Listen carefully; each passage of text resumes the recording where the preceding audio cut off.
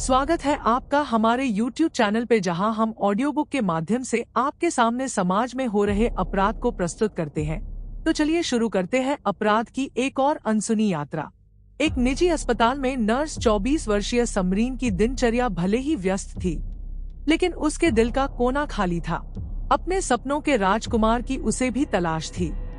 Instagram के जरिए उसकी जिंदगी में 25 वर्षीय गौसे आलम ने एंट्री तो की, लेकिन उसने समरीन को एक ऐसा खिलौना समझा कि समरीन ने इंस्टाग्राम पर अपनी जो फोटो पोस्ट की थी, उसमें उसका चेहरा आधा दिखता आधा छिपा हुआ था। उसका हिजाब उसकी पहचान बन चुका था।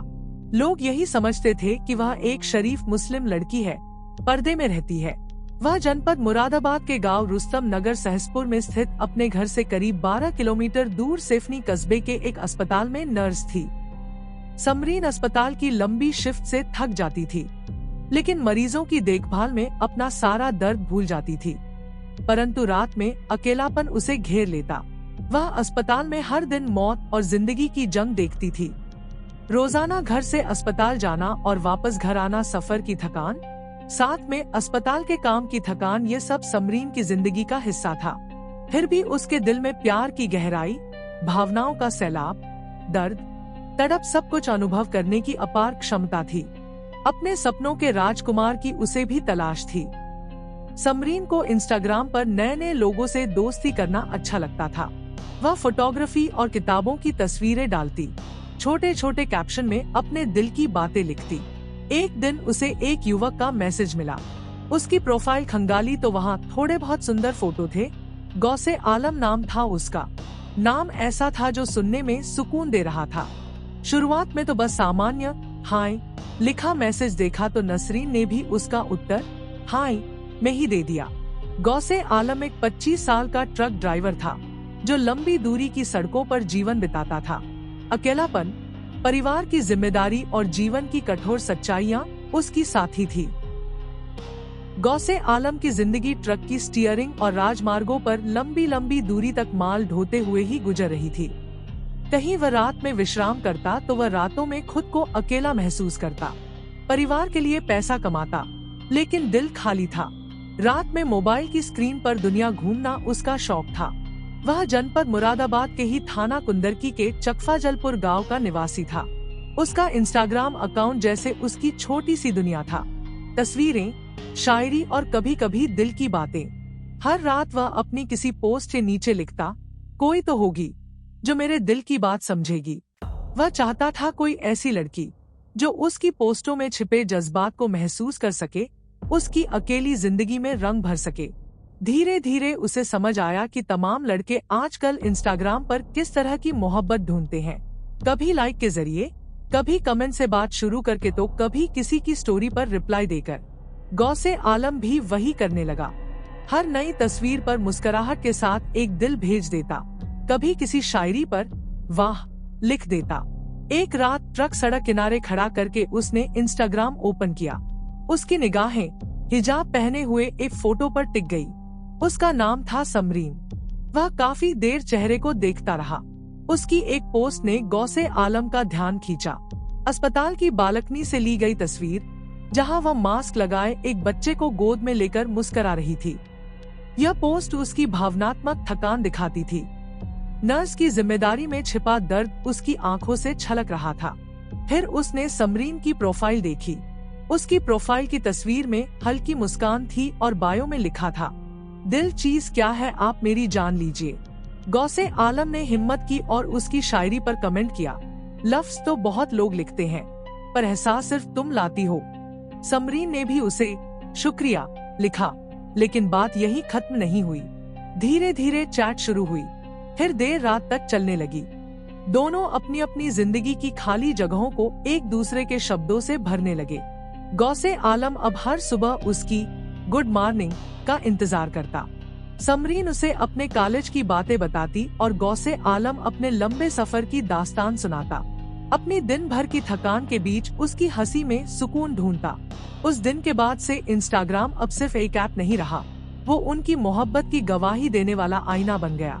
गौसे आलम अब रोज नई तस्वीर नहीं डालता, बस एक ही कैप्शन लिखता है, मिल गई वो जिससे जिंदगी रंगीन हो गई। इस तरह दोनों तरफ से मैसेज का सिलसिला शुरू हो गया। समरीन हर रोज सुबह शाम 1 से 2 लाइनें हंसी मजाक, मजहबी और कभी गहराई की बातें पोस्ट किया करती थी, जैसे कोई साथी मिल गया हो।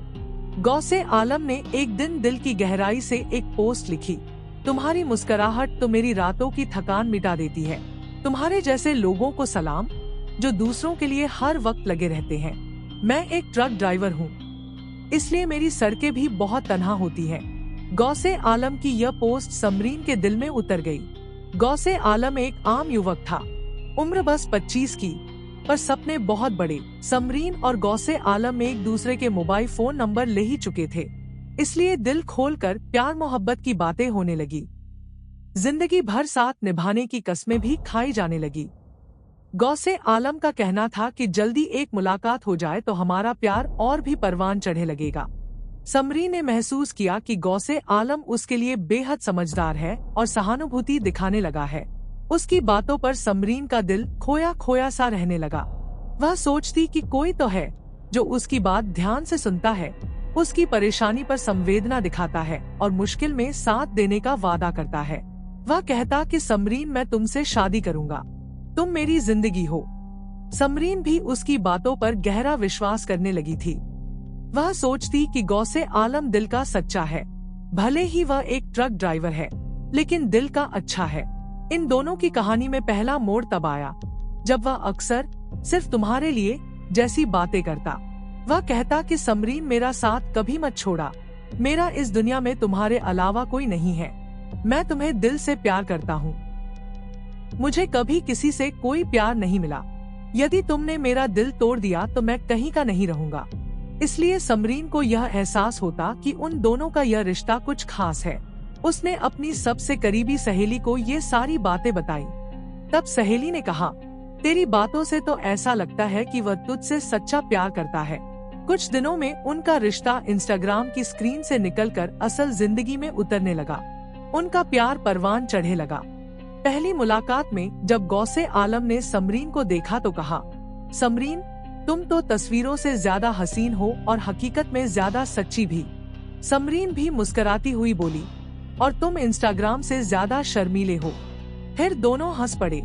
गौसे आलम को जब यकीन हो गया कि समरीन अब उसके फरेबी प्यार के जाल में फंस चुकी है तो एक दिन वह अपने असली रूप में आ गया।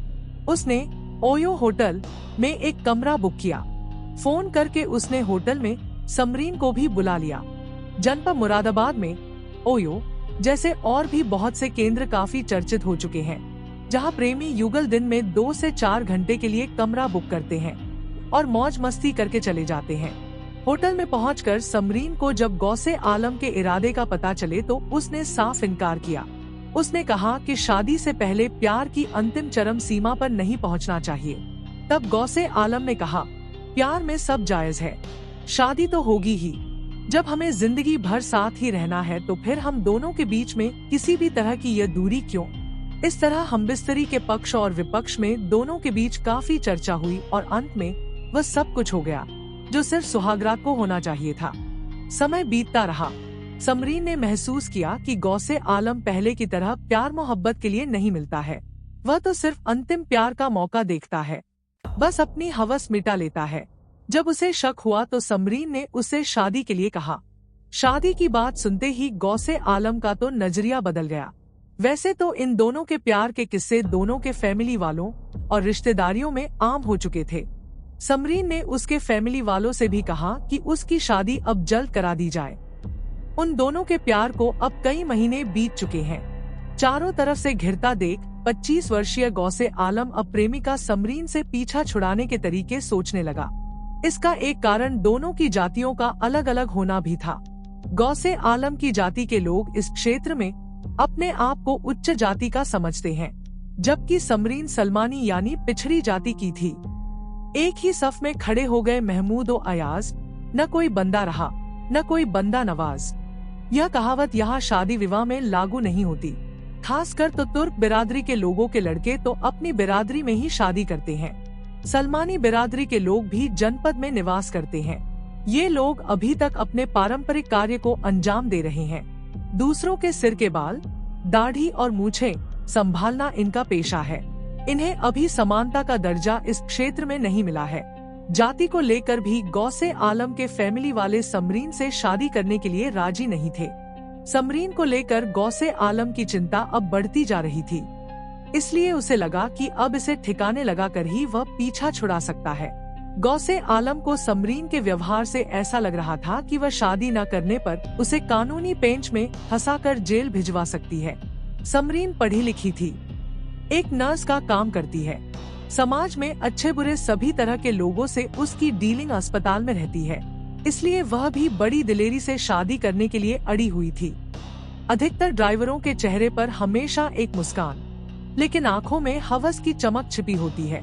ऐसा ही गौसे आलम था। वह खुद को प्यार का पुजारी कहता, लेकिन सच तो यह थी कि वह हवस का गुलाम था। छोटे छोटे गांवों और शहरों में उसकी कई कहानियां बिखरी पड़ी थी।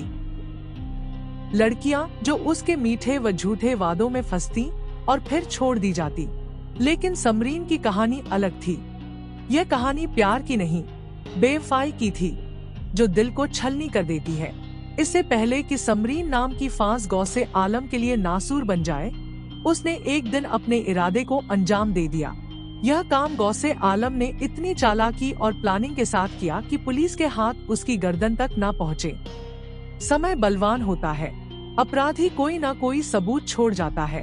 अब तो डिजिटल युग है, कोई ना कोई सबूत कहीं न कहीं से मिल ही जाता है। आखिरकार वही हुआ। यह सब उसने कैसे किया? ये घटना बहुत ही दिल दहलाने वाली है। उत्तर प्रदेश के मुरादाबाद जिला मुख्यालय से करीब 25 किलोमीटर दूर स्थित है तहसील बिलारी। इसी तहसील का एक गांव रुस्तम नगर सहसपुर है। यह बिलारी से मात्र 1 किलोमीटर की दूरी पर है। बिलारी और सहसपुर के बीच की इस दूरी में भी मकान बन रहे हैं।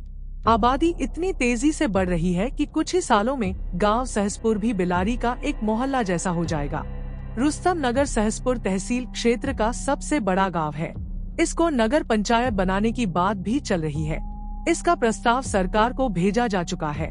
इसी गांव के मोहल्ला साहूकारा में रियासत हुसैन का परिवार निवास करता है। न समरीन इन्हीं की बेटी थी। अपने 4 भाई बहनों में वह सबसे छोटी थी।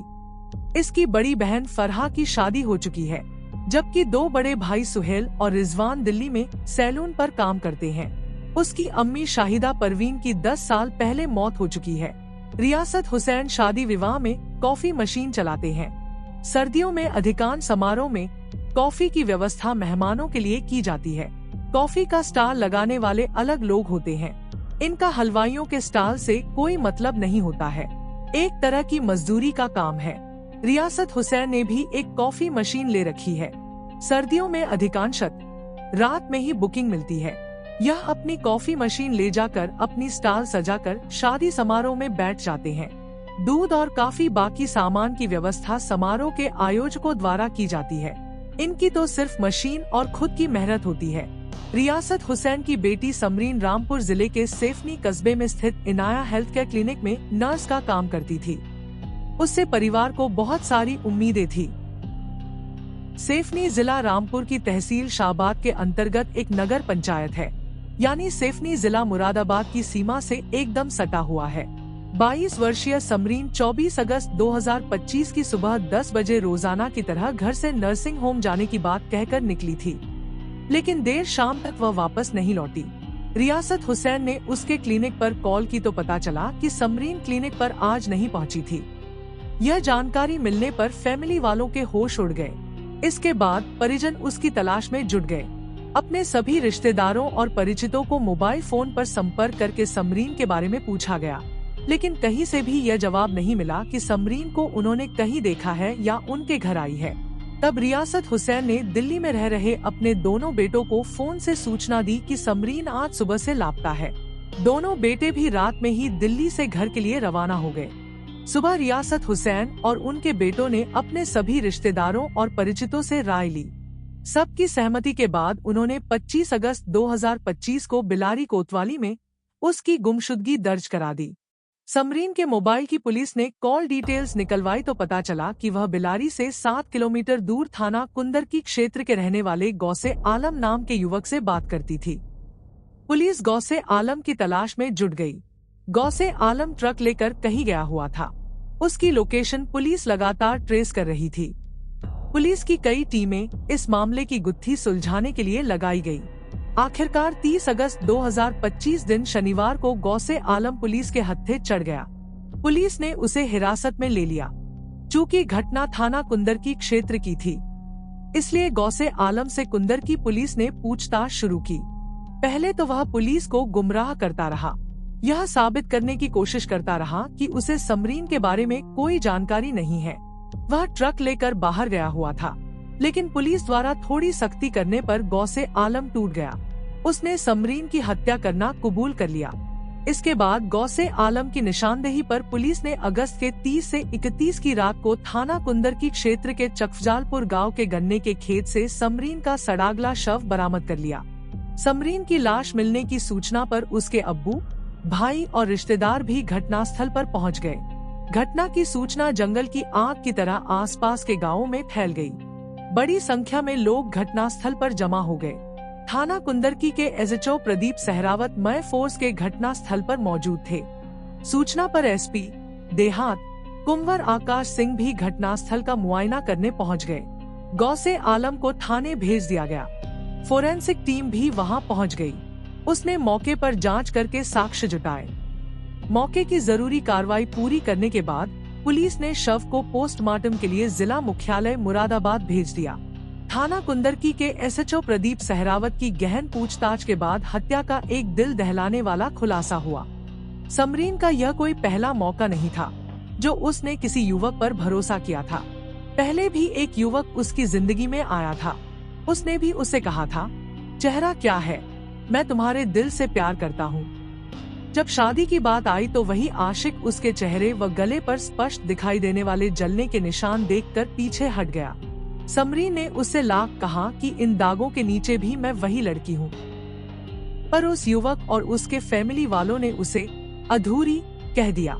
इसी तरह गौसे आलम ने उसे स्वीकार नहीं किया तो वह टूट गई। उसने जिद की कि तुम शादी नहीं करोगे तो मैं खुद को खत्म कर दूंगी। इन बातों का समरीन के प्रेमी पर कोई असर नहीं हुआ। उसके फैमिली वालों ने भी समरीन की विनती को ठुकरा दिया। मामला पुलिस तक भी पहुंचा, मगर नतीजा ढाक के 3 पात ही निकला। मजबूरन समरीन और उसके परिवार को समझौता करना पड़ा। दरअसल कुछ साल पहले समरीन ने किसी कलह के चलते खुद को आग लगा दी थी। आग की चपेट में आ जाने से वह काफी झुलस गई थी। उसके चेहरे पर आग से जले हुए निशान अब भी स्पष्ट दिखाई देते थे। उसकी गर्दन पर भी जले हुए के निशान थे।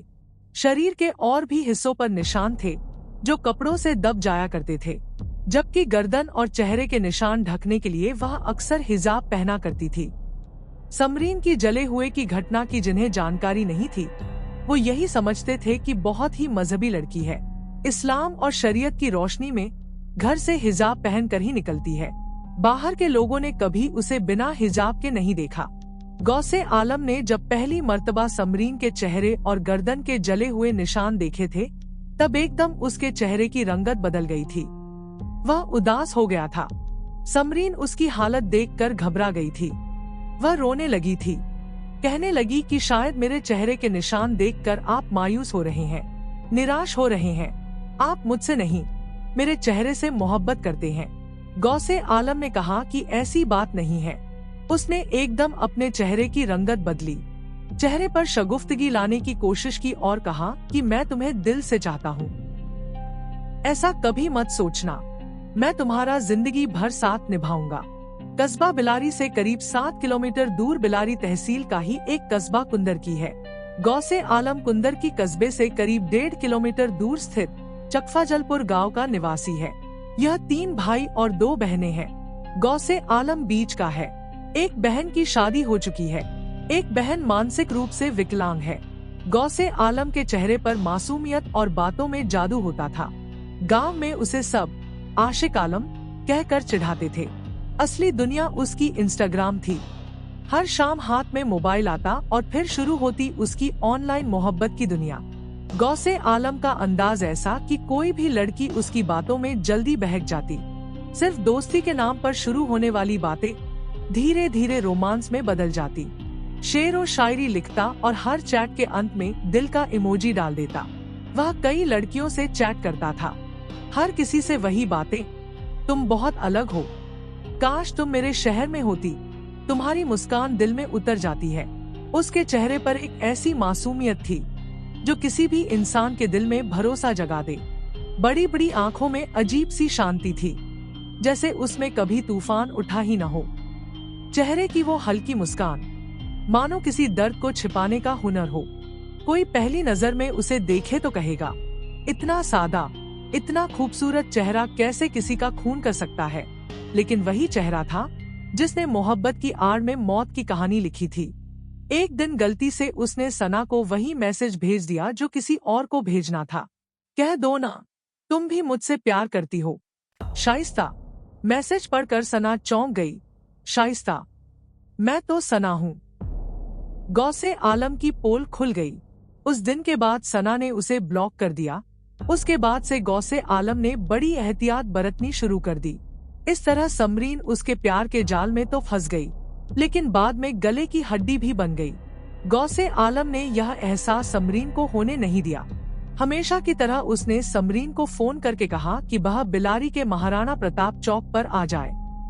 गौसे आलम बाइक लेकर वहीं खड़ा था। बिलारी का यह वही स्थान था जहां से अक्सर गौसे आलम अपनी बाइक पर बैठाकर समरीन को ले जाया करता था। उस समय सुबह के लगभग 10 बजे थे। यही वह समय था जब समरीन अपनी ड्यूटी करने जाया करती थी। अपने गांव रुस्तम नगर सहसपुर से समरीन बैटरी रिक्शा में बैठ कर आई थी। बैटरी रिक्शा से उतरकर समरीन गौसे आलम की बाइक पर बैठ गई और दोनों मौज मस्ती करने मुरादाबाद चले गए। गौसे आलम ने वादा किया था कि आज घर वालों से मिलकर शादी की बात करेंगे और जल्दी ही तारीख भी तय कर लेंगे। समरीन भी चाहती थी कि फैमिली वालों की मंजूरी व सामाजिक नियम कानून के अनुसार शादी होगी तो समाज में दोनों के फैमिली वालों की इज्जत बनी रहेगी। गौसे आलम की योजना के अनुसार रास्ते में एक निश्चित स्थान पर उसका दोस्त मिल गया, जो जवानी की दहलीज पर कदम रखने वाला था, लेकिन अभी नाबालिग था। गौसे आलम ने अपने मित्र से ऐसे अनजान बनकर बात की जैसे पहले से कोई प्लानिंग न हो। समरीन ने पूछा कौन है, तो उसने बताया कि यह मेरा कजिन है। उसे भी बाइक पर बैठा लिया। अपने गांव चकफाजलपुर और रूपपुर के बीच रेलवे ट्रैक के पास बाइक रोकी।